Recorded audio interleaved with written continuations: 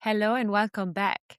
So, today I am going to talk about something I've been hearing quite a bit lately, and that is people saying, I already know all there is to know to set my foundations for my business. I want to gently challenge that in this episode, not because I don't believe that that's not true, but because how can you see what you don't know that you're actually missing? So I'm going to unravel that in this episode today. So, yeah, let's get started. You're listening to Business Sparks with Val, the podcast for expats and internationals who are done overthinking and are ready to build their business on their own terms. I'm your host, Valeria Kadelsky, business coach and founder of Spark Coaching with Val. Each week, I will bring you tips, learnings, and honest conversation so you can build with more clarity, more confidence, and a lot less second guessing. Let's get started. So I think that the tricky part of this is that we need to acknowledge the fact that we as experienced professionals, as people that have lived in different countries, that have a very big wealth of experience in general, can be a little bit biased about what we think we know and what we actually don't know. And what I mean is that because we have a lot of knowledge, the assumption is that, well, we can figure pretty much everything out. And we forget that there might be some blind spots that we cannot see until we actually confront ourselves with someone else, or we confront ourselves with the reality of things as they happen. And I mean, it's hard, right? Because you can't challenge an assumption that you don't know you're actually making. And I'm going to share my example with you, my personal example, because I think it's a good one. When I started my business, I took my qualification as a credited coach, and I thought, okay, that's a lot of knowledge that I got, a lot of information, and then I went on the internet, and what I did was I listened to podcasts, I read a lot of articles, I watched YouTube videos, I downloaded every possible sort of like freebie and guide and God knows, that I could find on the internet about how to be successful as a coach. So naturally, after a few months of doing that, I thought, okay, I think I pretty much have it. I mean, to be honest, like there's so much information out there. AI can pretty much tell you everything you need to know about, the basics of sales, of positioning, of marketing, of having an offer. I mean, it's pretty much all there, right? I guess the natural thing that comes to mind is, well, why do I need to then pay someone if I can do it myself? I mean, I have all the information that I need. And that's exactly what I thought. Not out of arrogance. I generally thought that it was enough. And it was enough for some time to get things started until I actually realized that I pretty much hit a wall because what all of this information and knowledge did not manage to do was to look at my business from the inside and spot all these like little, but also not so little beliefs that were stopping me from doing the things that I needed to do, or challenge me on some of the assumptions that I had and thought they were correct, or looked generally from the outside and said, hey, girl, this thing that you're doing, not sure about that. And I think that there is a specific moment that you realize that you've hit this wall. And for me, it was exactly this thought. It was, well, I'm doing everything as I'm supposed to. Like I'm doing everything that any sort of sales expert or marketing expert or coach is saying that it's good to do out there. And I'm still not getting clients. Simple as that. I'm still not getting clients. And so then obviously you need to admit to yourself that maybe that knowledge is not enough and that the problem might be somewhere else. What do you do in that situation?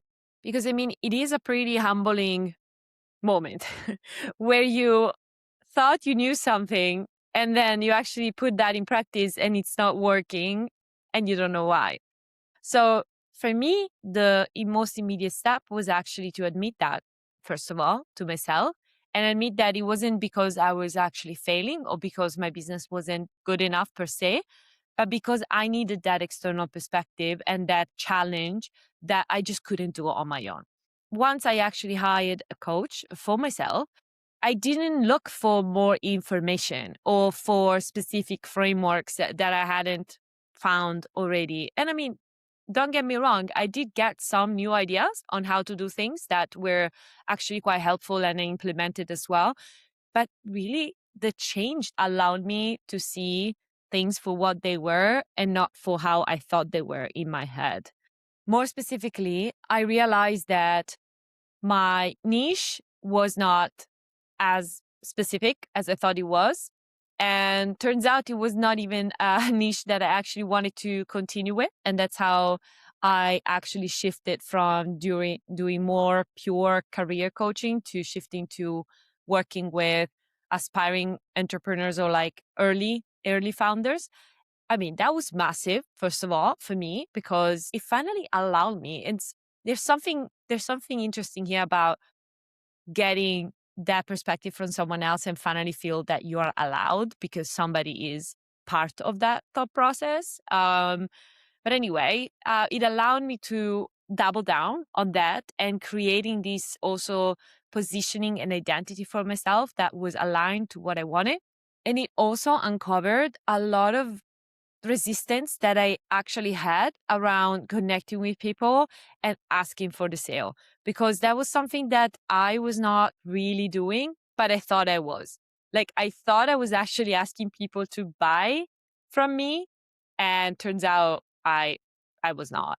So all of these, shifting in perspective, I would have never done that on my own, simply because it's just not possible. I don't know what my blind spots are until somebody else's reflect them to me. After these things shifted for myself, I had the biggest quarter financially ever in my business. And I think that that was such a confirmation for me that, first of all, I didn't have to do things by myself. And second of all, like, you can consume all the information you want out there, but an AI surely is helpful. But really, the presence of a human being that can be in the trenches with you, I can see exactly what you're doing and exactly how you're thinking and what are you telling yourself, and challenge that is literally priceless. And going back to the reason of why I'm talking about this today is because I had the example of a few people that I talked to recently that shared with me that they know already how to define an offer, how to validate it, how to market and sell it. And I believe them. I 100% believe them. I'm not questioning that that's not true. I just literally recognize myself in that and in that phase because, they are where I was 2 years ago. And if I knew what I know now, I would have done that step of hiring someone else like a year before.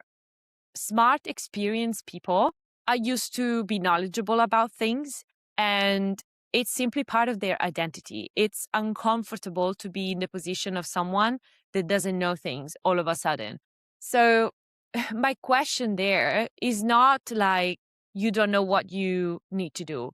If you do know what you need to do, but your business is still not moving forward and it's still at the same level that it was before, what are you missing? Because clearly there is something that you're missing there. And that's exactly the question that I had to put myself in front and honestly accept that I did not know what the answer to that was. I did not know what I was missing. And that's why I needed someone else to show me. I told you already some of my own before, but I also can tell you some of the ones that I find with some of the clients that I work with that maybe come to me for a specific thing they want. And then it turns out the reason they couldn't do something is completely different. And that's what they really needed help with. For example, somebody saying, my pricing is wrong, or like, I don't know how to price my offering. it's really about you not knowing what to price you're offering, because I think everyone is capable to go and make an Excel sheet and calculate, okay, these are my costs. This is how much time I'm taking. This is how, I value my experience. This is the hours I have per month. That's the amount of clients I need. This is how much I need to charge. That's an exercise a lot of us can do. What really is underneath that is, I don't believe that I can charge that number because I don't believe that my service is worth that number, or even I don't think I am worth that number. And that doesn't come up by yourself. Like, it's not something that you easily admit to yourself, right? It only comes up when you talk to someone else. I had someone, I already talked about it. They were convinced about a specific offer for the wrong reasons. They were anchoring their offer to something they thought they needed to do because of how the market was going, because of what other people were doing. And it turns out that that was like super far away from what they wanted for their life and how it aligned to their expertise. And so simply, it was just the wrong focus. It's not that the offer per se was wrong, it just was wrong for that person and for their life. Or, for example, people that come and they're like, oh, I want to invest in my business, but I think I first need to take some more education. And so maybe they go and take courses or even, university and all that, which, I mean, again, don't get me wrong, very important. But really, what's underneath is that a delay to getting seen and putting yourself out there, because that is scary and uncomfortable. Whereas taking time to take another education is comfortable. These are just some of the sort of like underneath blockers or motives that come up only after having an honest conversation with someone that can challenge you on some of your assumptions. You cannot easily find that out by yourself, nor talking to an AI about it, because the AI will always by default be somewhat condescending to what you input in it. So it also won't be able to spot what is that you're not saying. And I think people work really, really hard on the problem they think they have, and then they get exhausted because the problem is not solved.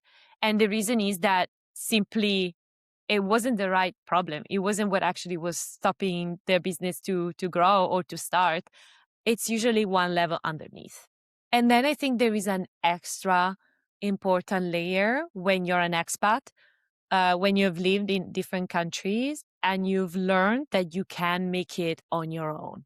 And you have this very strong sense of independence, and you have been trained to figure shit out on your own. Okay. And I think that that is even harder for these people. And I include myself among the people, to recognize that you might need help. We also tend to look for evidence to support what is that we think, to reinforce our belief, to feel grounded in that belief. I think that especially people that not only have been working abroad, but also they've been working in this kind of environment like startups or scale ups where things are very confusing and you kind of like have to figure things out on your own even more. Like, it's really ingrained in ourselves, like this type of thinking of, it's fine. How hard can that be? I'll figure it out, right? Because that's the only option you have. And so that same self-sufficiency that you've built to sort of survive abroad and to get through corporate or like get through work might actually present a blocker for your business development right now. How is then having someone there helpful in this case? It's when someone asks, okay, what is at the base of this belief? Like, why do you believe this? Or notices things that you are avoiding. And let's be clear here. I'm not saying that everyone needs a coach, because that would be, first of all, self-referential, and I don't like to do that. But second of all, I really do believe that not everyone needs a coach or is ready to work with a coach. First of all, you can find external perspective like that also from, mentors, peers that work in the same environment. That's why, as I said, again, I'm very supportive like of communities, and I myself host communities for that reason.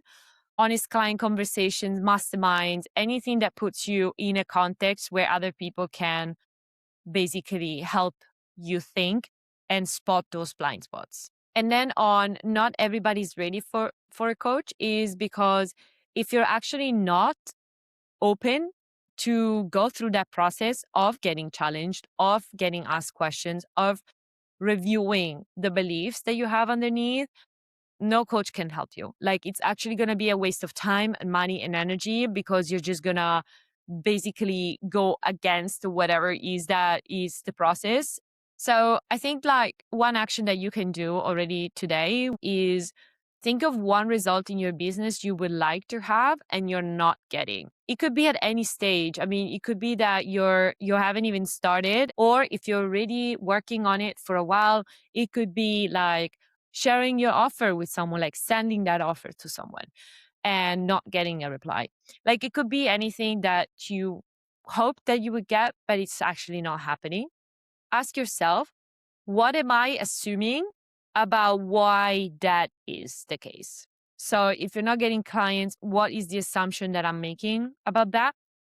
If you are, I don't know, not ready to share visibility, what is the assumption you're making about that? Like, just ask yourself that question and then challenge that. It's like, okay, what if this assumption is wrong? What else could there be? What could be the reason if not this? Sit with it, try and focus on it, and try to see if maybe you discover something new. If you instead are at that point where I was 2 years ago and you realize that actually you do need some sparring on this and getting unstuck, the September cohort is open. And as I said in the other episodes, we're now taking in joiners. We already have 2 people joining, which is amazing. And we have space for a few more. We close the doors on September 3rd, so you can apply until then. You have the link in the show notes to check it out and to send in your application. And if you have any questions around what that is and how we work, please do contact me, do reach out. You can connect on LinkedIn or you can send me an email at hello@sparkcoachingwithval.com.